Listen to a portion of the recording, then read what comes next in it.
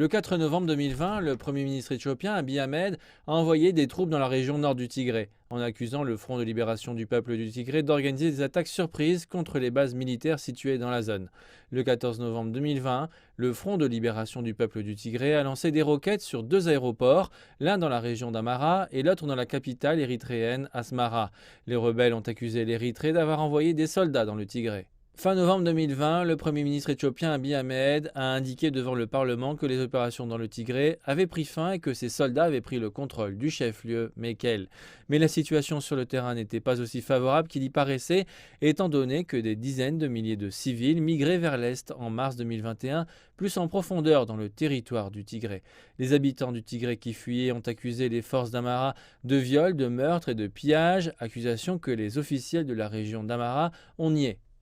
C'est à ce moment-là que le conflit a sonné l'alarme au niveau de la communauté internationale. Le 23 mars, le Premier ministre Abiy Ahmed a confirmé pour la première fois que les troupes érythréennes étaient entrées dans le Tigré après des mois de déni de part et d'autre. Le 11 juin, les Nations Unies rapportaient que 350 000 habitants du Tigré étaient en proie à la famine dans la région.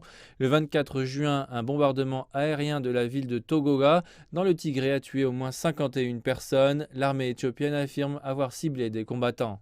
Le 29 juin, les forces du Tigré ont pris le contrôle de Mekelle. Le 13 juillet, les forces du Tigré ont avancé vers les terres du sud et de l'ouest, revendiquées par la région voisine d'Amara. Le 29 septembre, l'aide alimentaire commençait à atteindre la région du Tigré.